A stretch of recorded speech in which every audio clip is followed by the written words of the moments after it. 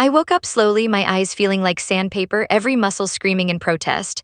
At first, I didn't know where I was. The room smelled faintly of antiseptic and something familiar. Then it hit me, I was home, or at least I thought I was. 15 months. 15 months in a coma. 15 months of my life completely gone. I tried to sit up, my body wobbled like a toddler's first steps. My hands gripped the bed sheets, white-knuckled, but I was determined. I needed to see my lake, my sanctuary, my pride, the place I'd spent hours fishing, laughing, and dreaming. It wasn't just a lake, it was my life outside the world, my escape. I made it to the front door. Every step felt like I was moving through molasses, but the moment I pushed open the door, my heart stopped. There they were, people I didn't recognize, walking casually on my property like they had keys to my front gate. They were setting up folding chairs, taking measurements, and one guy, probably thinking he was doing some heroic duty, was trying to fish in my lake. And standing there, clipboard in hand, was a woman with a look that could curdle milk. Self-assured, bossy, the kind of person who believes the world bends to her rules. I blinked, unsure if I was hallucinating. No, I muttered. I did not sleep through the apocalypse and wake up in a HOA-themed nightmare. I called out, my voice hoarse and cracked, "Hey, this is my property." They all turned like I'd just interrupted a secret society meeting. The woman's eyes narrowed, lips curling into a smirk. "Sir, I don't believe we've met. I'm in charge of enforcing the rules around here," she said, as if that gave her the right to claim my lake. I laughed, or tried to. My laugh sounded more like a croak. "Enforcing rules on my property?" I waved my hands toward the water. "I've owned this lake since before you thought HOA meant horrible opinions always." They didn't flinch. That's when I noticed the no trespassing signs, not the usual kind either. These were professionally printed, HOA branded, complete with my lake's outline, which apparently now belonged to them. I stumbled toward the edge of the property, heart pounding. My fingers brushed the grass, soft and real beneath my touch, and yet my mind was screaming. These people were trespassing on my land while I was in a coma. Humor tried to sneak in despite the fear. I muttered under my breath, "I wake up after more than a year and the HOA thinks they can just adopt my lake?" My dad always joked that if the world ever ended, HOA rules would survive to enforce absurdity, and apparently he was right. I approached the woman, each step shaking but fueled by a mix of fury and disbelief. "Excuse me," I said. "I think you're mistaken. That lake, that's mine, and those chairs, you're going to pay for them if you don't get off my property right now." She smiled, the kind of smile that makes your blood freeze. "Oh, honey," she said, "ownership isn't just about having a deed, it's about following the rules, and according to our records, well, your lake has technically been vacant." I froze. "Vacant? I've been in a coma?" My voice rose, my fury built like a storm inside me. "Do you realize what 15 months in a coma means? Do you know how hard I fought to survive?" She tilted her head as if bored, unmoved by my plight. Her guards, two overzealous men in vests and sunglasses, stepped forward. They didn't move threateningly, but their presence was enough to make my stomach twist. I took a deep breath. "I'm not leaving, not today, not ever, and you will learn exactly what happens when someone tries to take what's mine." For a moment there was silence, then the woman scribbled something on her clipboard and smiled that smug smile again. "We'll see about that," she said. And just like that, my serene lake, my sanctuary, my world, had become the battleground. 15 months in a coma had not prepared me for this. But one thing was certain, I wasn't going to let a self-righteous HOA president and her overpaid guards bully me out of my own property. Little did I know, this was only the beginnings. After that first encounter, I couldn't stop thinking about what had happened. My lake, my sanctuary, the place I had fought so hard to build after years of sweat and hard work, was being treated like public property. And these people, these self-appointed rulers of absurdity, were running around like they owned it. I decided to investigate, slowly, carefully, because I wasn't about to give them any reason to escalate before I knew what I was up against. I stepped down toward the lake, scanning every inch of my property. The first thing I noticed was the signs. Multiple glossy HOA-approved signs planted along my shoreline. Private property, they said, no trespassing, they commanded, but not in the quiet, polite way a real property owner might ask. No, these signs radiated arrogance. The kind of arrogance that screams, "We have power and we know it." Then I noticed the chairs, folding, cheap-looking, but set up as if someone was planning a small festival by my water's edge. And worst of all, a man, probably in his 40s, was trying to fish, right in my lake. I walked closer, hoping that maybe, just maybe, he would look embarrassed when he realized who I was. He didn't, he just waved like he was saying, "Hey, welcome back, now keep walking." I clenched my fists, humor bubbled up despite my anger. 15 months in a coma, I muttered to myself, and the first thing I wake up to is someone stealing my fish. I couldn't decide if I wanted to laugh or cry, maybe both. Then I saw her again, the woman with the clipboard. She was talking to her guards, pointing at my dock, gesturing at my lake like a conductor orchestrating some HOA symphony. She didn't notice me at first, and I almost had the satisfaction of sneaking up behind her, but I held back. I needed strategy, not impulse. I wandered closer to my dock, and that's when I saw it, paperwork, stuck under a rock on the dock. My heart thumped. Could it be official documents, or was it one of their attempts to intimidate me? I picked it up carefully. Sure enough, it was a letter, bold, typed, polished, threatening. Due to prolonged absence, the HOA is exercising temporary control over the property and lake access. Failure to comply may result in fines and legal action. I dropped the letter, stunned. Temporary control? Did they think 15 months in a coma meant I had abandoned my property? Did they even read their own bylaws? Humor and fury collided in my head. I laughed, loud, bitter, and very uncalm. They think 15 months in a coma makes me less human. They think it gives them rights. I stormed back toward the woman. "Excuse me," I shouted, trying to keep my voice steady. "This lake is mine, and your temporary control ends now." She glanced at me casually, like I was an annoying fly buzzing around her head. "Sir," she said, "we're just enforcing the rules." Rules, that word, it made my blood boil. 15 months, one coma, and suddenly I had to learn a whole new set of rules just to enjoy my own property, and these people thought they could lecture me. The guard stepped forward slightly, arms crossed, sunglasses glinting in the sun, threatening but not aggressive, at least not yet. I realized something then. They weren't going to give this up voluntarily. They had numbers, confidence, and the kind of arrogance that only comes from thinking you're untouchable. I had, well, me and my sanity, and my friends and family if I could reach them. I laughed to myself. "Okay," I whispered, "if they want to fight, they're going to get one, but first, I need a plan." I spent the next hour walking the perimeter of my property, nodding every HOA sign, every guard position, every stupid folding chair. My dad, who had come to check on me, arrived just as I was mapping out the chaos. He looked at the scene, his mouth twitching like he was trying not to laugh. "They think they own it all now," he said dryly. "Do you want me to send them a polite wake up and smell the lake letter?" I smiled grimly. Polite doesn't work with these people. We spent the afternoon strategizing. Cameras, witnesses, old property deeds. I was going to collect everything I could. They had started this game, but I was going to finish it on my terms. And deep down, a small, mischievous thought made me smirk. If they thought 15 months in a coma made me weak, they had another thing coming. Little did I know, the HOA's next move was coming faster than I expected, and it was going to escalate in ways I could never have imagined. The next morning, I woke up determined.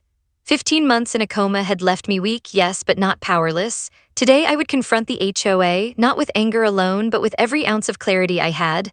My lake was mine, my property was mine, and if they wanted a fight, I was finally ready to give them one. I grabbed my walking stick, I wasn't completely steady yet, and headed down to the dock. The sun was low, casting long shadows across the water, making the lake look almost peaceful. Almost. Because nothing felt peaceful when you knew people were treating your property like a public park. There she was, the clipboard-wielding queen of absurdity, standing with her guards as if she were conducting an orchestra of ridiculousness. And yes, there were now more signs. One even said, "Authorized HOA personnel only." I had to fight the urge to laugh, except laughing felt a lot like crying, so I swallowed it. "Good morning," I called, trying to keep my voice calm, though I knew calm wouldn't last long. "We need to talk." She tilted her head like she was considering whether I was worth her time. "Sir," she said, "I'm very busy ensuring the safety and order of this property. What exactly is the problem?" "The problem," I said, stepping closer, "is that you are trespassing on my property. You are intimidating me fishing in my lake," and I paused, gesturing wildly at the signs, the chairs, the guards, acting like you own something that doesn't belong to you. One of the guards stepped forward, arms crossed. "Sir, we're just enforcing the HOA rules." "HOA rules?" I laughed, though it came out more like a croak. "You've got rules for the lake, for my property. I've been unconscious for over a year, and suddenly I'm the one breaking your rules." My fists clenched, but I forced myself to breathe. She scribbled something on her clipboard, glanced at me, and said, "We have records indicating that the property has been unattended. We are merely maintaining order. You understand, right?" I stared at her. "Unattended? I've been in a coma. Do you not understand what that means?" Her guards didn't move, but their silence was heavy. One of them muttered something under his breath, clearly annoyed by my words but trying not to show it. Humor crept in despite my frustration. I imagined them sitting in some HOA meeting, patting themselves on the back for taking over my lake while I was in a coma. I leaned on my walking stick, lowering my voice. Let me make this simple. I am the owner of this lake. You have no legal authority to block access, fish in it, or tell me what I can do on my own property. Do you understand? The woman blinked slowly, like she hadn't expected me to push back. Then she smiled, not a friendly smile, but the kind of smile someone gives when they think they're about to win. We'll see, she said. That's when the tension really started. One of her guards stepped closer, hand resting near his belt as if he might escalate. Another raised an eyebrow, scanning my property like he was trying to find an excuse to remove me. My pulse quickened. This confrontation could go sideways fast. I took a deep breath, and even though my legs wobbled, I planted myself firmly. Do you really want to make this about power? Because I've got documentation, witnesses, and neighbors ready to testify that this is my property. And trust me, I will not let you take it. She paused, clearly reconsidering her next move. The smug confidence faltered for a moment. Maybe she realized that this wasn't going to be a simple intimidation exercise. Maybe she realized that I wasn't the same person who had fallen asleep 15 months ago. I knew one thing for sure: I couldn't walk away from this. My lake, my property, my life, it all depended on me standing my ground. I clenched my fists, staring at the woman and her guards. Humor bubbled in my chest again despite the tension. You guys really picked the wrong day to mess with me, I muttered under my breath. For a moment, silence hung over the property like a thick fog. Then the woman scribbled more on her clipboard, muttered something to her guards, and finally walked away. Not a victory, but not a defeat either. I breathed in the crisp morning air, looking at my lake. It was still mine, for now, but I knew this was just the beginning. If the HOA thought I'd back down after a single confrontation, they were in for a very rude awakening. And I was ready. After that first confrontation, I realized one thing: I couldn't face the HOA alone. 15 months in a coma had left me weak, yes, but it hadn't left me without allies. I needed friends, neighbors, anyone who understood that you don't just take someone's property while they're unconscious and get away with it. First, I called my dad. He arrived in his pickup, scratching his gray head, a mixture of amusement and disbelief on his face. So let me get this straight, he said, stepping out of the truck. You wake up and someone is running around your lake like it's a theme park.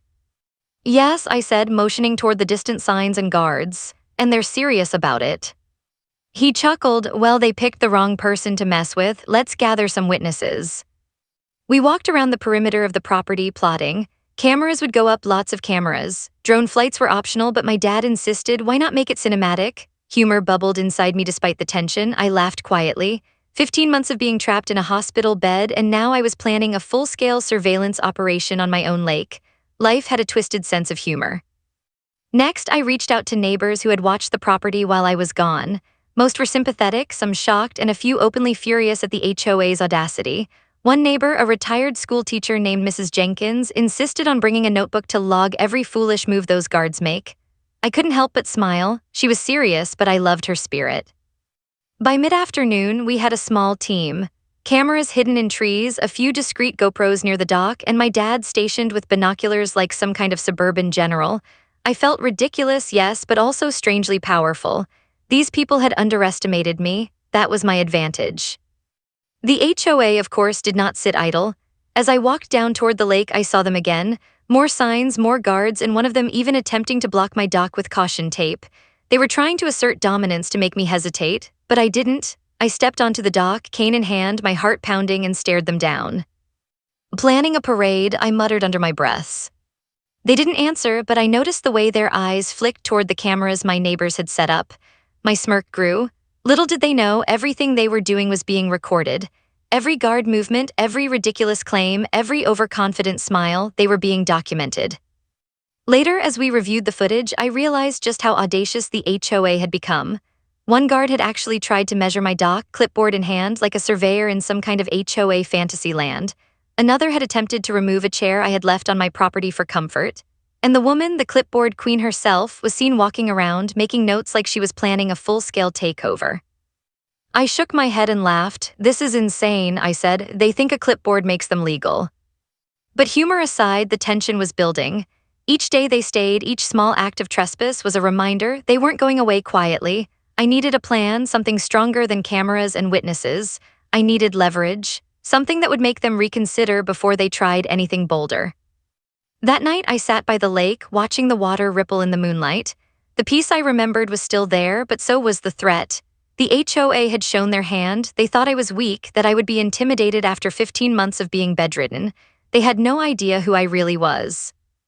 Humor returned in tiny bursts. I whispered to my dad, who was keeping watch, "Next time they try to block my dock, I'm renting a paddle boat and cutting through the middle of their little perimeter." He laughed, shaking his head. "Patience," he said. "We wait for the right move." Little did I know, the HOA was already planning their next escalation. Something bigger, something bolder, something that would push me further than I ever thought I could go. And I was ready. The following morning, I stepped outside and immediately knew things were escalating. The HOA wasn't just lurking around my property anymore. They were boldly flaunting control, like actors in some absurd drama where they thought they were the stars and I was just a background extra. More guards had appeared, some in uniforms I didn't recognize, patrolling in pairs along my driveway. And the signs, God, the signs. Private Lake HOA Control, they read now in bright red letters that practically screamed, "We own your life." I couldn't decide whether to laugh or scream, probably both. I walked to the dock, cane tapping against the wood, my heart pounding. The woman, the clipboard queen herself, was there again, speaking to a new guard who had no idea I'd been awake for weeks. She pointed at the water, gave them instructions, and then paused. And that pause gave me an idea. I took a deep breath, savoring the moment. 15 months of being helpless, lying in a hospital bed, and now, standing here, fully aware of the absurdity before me, I was going to turn this into my advantage. But first, I had to deal with the immediate problem, the guards. One stepped toward me as if to intimidate. I raised my cane. "Step back," I said firmly. "This isn't your lake, you're on private property, and I will call the authorities if you don't back off." They hesitated, unsure if I was bluffing. Humor bubbled up despite the tension. "I look fragile," I muttered under my breath, "but apparently I'm terrifying." Then came the letters, dozens of them shoved under my door overnight. Threats, fines, legal jargon designed to confuse and intimidate. "Pay up," they said, "obey the rules." One even had a fake map outlining my lake as if they had the legal right to it. My stomach churned with disbelief. How could people be this audacious? I called my dad over. He read through one letter, his eyebrows rising. "They think a doodle on paper gives them authority over your property," he muttered, shaking his head. I nodded, fighting both laughter and frustration. "Apparently, yes." We spent the afternoon documenting everything. Photos of the guards, signs, letters, and even the man trying to fish in my lake again. But the tension was palpable. Every time I stepped outside, I felt their eyes on me, watching, judging, waiting for me to make a mistake. And then I found it, the first real crack in their armor. While reviewing the paperwork, I noticed a discrepancy. A date, a signature, something that didn't match legal records. My pulse quickened. If I could prove they had forged or misrepresented authority, I could turn the tables completely. But I couldn't act rashly. These people were confident, organized, and relentless. One wrong move and they could escalate in ways I wasn't ready for. I had to be smart, I had to plan. Evening came, and with it, a quiet moment on the dock. The lake shimmered in the fatting sunlight, completely indifferent to the chaos surrounding it. I breathed in the cool air, feeling a mix of exhaustion, determination, and a hint of exhilaration. 15 months of helplessness had led to this moment, reclaiming what was mine, and I wasn't going to let a self-righteous HOA president or her army of clipboard-wielding guards stop me. Humor returned, even in the tension. "Maybe I should invite them all to a fishing contest," I muttered to my dad, who chuckled. "I'll let them fish in my lake with my rules, might teach them humility." But deep down, I knew this was no game. The HOA had crossed the line, and now they were daring me to respond. I wasn't just standing up for my lake anymore. I was standing up for my life, my rights, and the sanity that had taken me 15 months to recover. And the next move, that was mine. Little did they know, the HOA was about to find out that waking up from a coma doesn't make you weak. It makes you patient, clever, and maybe a little vengeful. The next morning, I woke with a mix of dread and anticipation. I had spent the night poring over the HOA paperwork, my eyes bloodshot from reading the same lines over and over, looking for anything that might give me leverage. And then I found it, the twist that would change everything. A date was off, a signature didn't match the records, and a map, they had drawn boundaries that were completely fabricated, claiming parts of my lake as their territory. My pulse raced. They had overstepped and they didn't even realize it. I laughed softly, almost in disbelief. 15 months in a coma, and my first real wake-up call in the world outside the hospital was this: a HOA president who thought she could forge her way into owning someone else's property. It wasn't just audacious, it was criminal. I grabbed the documents, photos, and footage from the hidden cameras. Every guard movement, every ridiculous sign placement, every attempt to fish in my lake was recorded. I had proof. The tables were about to turn, and the HOA had no idea. I walked down to the lake, my heart pounding, my cane tapping a steady rhythm. The woman with the clipboard was there, as always, flanked by her guards. She looked as smug as ever, probably thinking she was about to intimidate me into submission. "Good morning," I said, holding the papers like a weapon. "I think we need to review some facts." She blinked. "Facts," she said, her voice dripping with fake sweetness. "I'm afraid you must be mistaken." "Am I?" I countered, stepping closer. "Because according to these documents, which I've cross-checked with public records, you've been lying about your authority, forging signatures, misrepresenting boundaries, even filing false claims about my property." The color drained from her face ever so slightly. The guards shifted, uneasy now that the confident aura of control was cracking. Humor bubbled inside me despite the tension. I whispered under my breath, "Clipboard queen, you just picked the wrong lake to play in." She opened her mouth, probably to deny everything, but the evidence spoke louder than her words. The map she had tried to pass off as official was torn in half by my own hands. The camera footage played back the guards measuring my dock, walking into my water, doing everything they weren't allowed to. One of her guards stepped forward, trying to salvage the situation. "Sir, this isn't." "Isn't what?" I interrupted, feeling a surge of confidence I hadn't felt in months. "Legal, correct, respectful of someone who's been in a coma for 15 months? No, it is."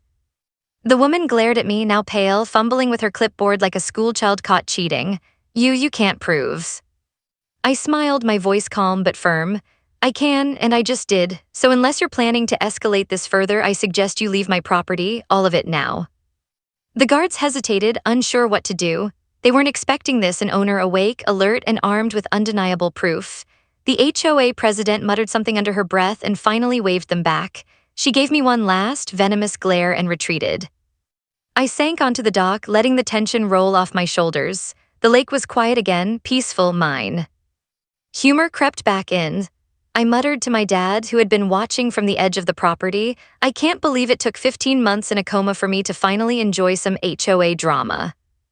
He chuckled, shaking his head. "Patience pays off, you just proved that." And it did. 15 months of being powerless had taught me something invaluable: patience, observation, and knowing exactly when to strike. I wasn't just reclaiming my property, I was reclaiming control over my life. As I sat on the dock, watching the sunlight glint across the water, I felt a sense of vindication. The HOA's confidence had crumbled. Their arrogance, their ridiculous rules, and their self-righteousness had been exposed. But there was still work to do. This wasn't just about winning a single battle. It was about ensuring they never attempted this again. I took a deep breath, letting the cool air fill my lungs. My lake, my sanctuary, was safe for now. And the best part, I had the evidence, the witnesses, and the upper hand. The HOA had underestimated me, and that mistake would cost them everything. Little did they know, the next move was mine, and it was going to be unforgettable. The next morning, I felt a strange mix of adrenaline and calm. After uncovering the HOA's mistakes and gathering undeniable evidence, it was time to take control fully. This wasn't just a confrontation anymore, it was reclaiming what had always been mine. I walked down to the lake, cane tapping rhythmically on the dock. The guards were there again, trying to maintain that air of authority, but something had changed. They looked uncertain, hesitant. The woman with the clipboard, my clipboard queen, glared from the edge of the property, but the spark in her eyes no longer screamed confidence.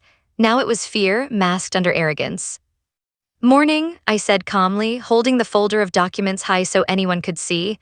"I hope everyone enjoys the view because this lake isn't going anywhere. It belongs to me, and all of you are trespassing."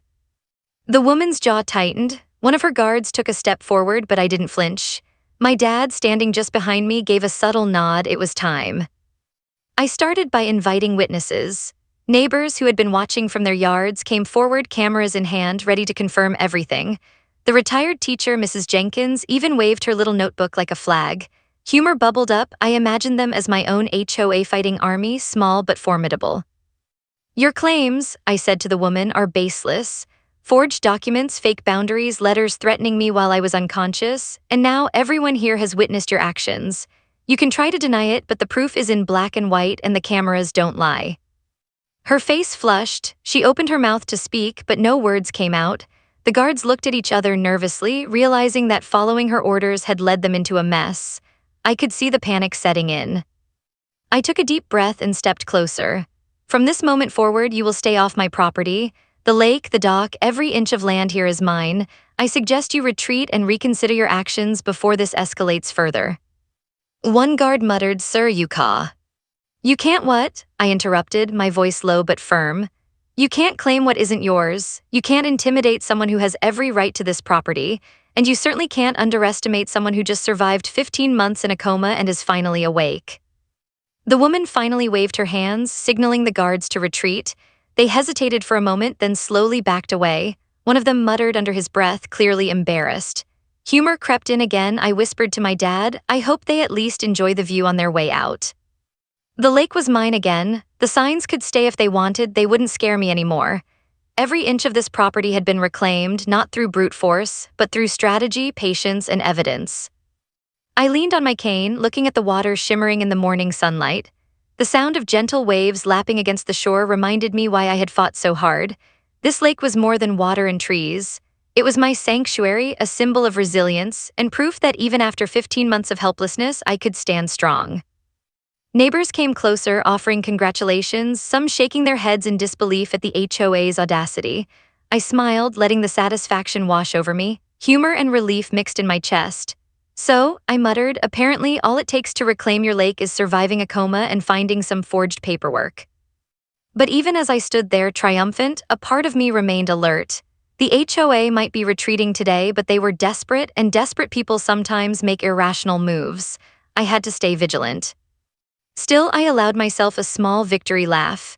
15 months of being powerless had led to this moment, standing on my dock, surrounded by allies, knowing that I had reclaimed my home. The woman with the clipboard had underestimated me, and that mistake had cost her everything she thought she had gained. I turned to my dad, ready to finally fish in peace, I asked. He grinned, "Absolutely, but I'd keep an eye on the clipboard queen from a distance, just in case." I chuckled, leaning on the dock and letting the sunlight warm my face. The lake was mine, the property was mine, and for the first time in over a year I felt completely alive. Little did anyone know, the HOA had learned a lesson they wouldn't forget, and I had a story that would make them think twice about ever challenging me again. The lake was quiet that morning, truly quiet. No signs of HOA guards, no clipboard-wielding queen barking orders, no ridiculous authorized personnel-only banners, just water, sunlight, and the gentle rustle of leaves. I took a deep breath, letting it fill my lungs and my mind. After 15 months of being helpless, this peace was sweeter than anything I had imagined. I walked down to the dock, my cane tapping a steady rhythm against the wood, and sat down. The water shimmered in the sunlight, reflecting the sky like a mirror. For the first time in over a year, I felt like I belonged here, not just as the owner, but as someone who had fought for every inch of this sanctuary. My dad joined me, settling onto the edge of the dock with a grin. "You've done it," he said simply. I nodded, a smile tugging at my lips. "Yeah, we did it. I didn't just reclaim my property, I reclaimed control over my life, over my world. 15 months in a coma had left me feeling powerless, but standing here, I realized that patience, strategy, and determination could overcome even the most absurd obstacles. The HOA, they were defeated not physically but in spirit. Their arrogance, their forged documents, their belief that they could bully me while I was unconscious had crumbled. They had underestimated me, and that mistake had cost them everything. Humor bubbled up despite the tension of the past weeks. "I guess clipboards aren't that powerful after all," I muttered to my dad. Neighbors started to trickle in, curious and supportive. Mrs. Jenkins waved her little notebook like a flag, a grin on her face. Others brought cameras, recording the moment as if documenting the ultimate victory. I laughed quietly. This was absurd, ridiculous, and yet perfect. 15 months of silence and stillness, and now a small crowd celebrated the rightful owner of a lake. I looked at the water again, thinking about the months I had spent trapped in a hospital bed, unable to move, unable to speak, unable to live my life. And now I could fish, swim, relax, and enjoy my property without fear of harassment. It wasn't just a victory over the HOA, it was a victory over the helplessness that had haunted me for over a year. Humor returned in a quiet way. I whispered to my dad, maybe I should invite the HOA over for a little lake etiquette lesson. Paddle boats included. He chuckled, shaking his head. Maybe, but I think the memory of today will stick with them just fine. The lake shimmered in the morning sun, waves lapping gently against the dock. My heart swelled with gratitude for my health, for my home, and for the small but mighty community that had supported me. 15 months in a coma had taught me patience, resilience, and the importance of standing up for what was yours, no matter how absurd or impossible the fight seemed. I took a deep breath, letting the peace settle in. The HOA had tried to take my lake, to assert control and to intimidate me, but they had failed. Not because I was stronger than them physically, but because I had clarity, evidence, and the patience to wait for the right moment. The sunlight reflected off the water, making it sparkle like diamonds. I leaned back, cane beside me, and let a feeling of deep satisfaction wash over me. The lake was mine, the property was mine, and most importantly, my life was mine again. I stood, stretching, and looked at the horizon. There would always be challenges, but now I knew something important. No one could take your life, your property, or your peace unless you allowed it, and I wouldn't allow it, not now, not ever. Humor and pride mixed as I whispered one last thought to the empty lake. 15 months in a coma and still, I won. Not bad for a guy who couldn't even hold a cup of water last year. My dad laughed, and together we watched the sun rise higher over the water, knowing that the lake, the property, and the victory were finally, unquestionably ours. The HOA might try again in some absurdly bureaucratic way, but I was ready. After 15 months of helplessness, I had learned patience, strategy, and resilience, and that was a lesson no clipboard or sign could ever erase. And for the first time in a long time, I smiled freely. My lake was mine, my life was mine, and the fight had made me stronger than I had ever imagined. Every HOA has a story on HOA Headaches. You'll hear the ones they tried to bury. Subscribe today.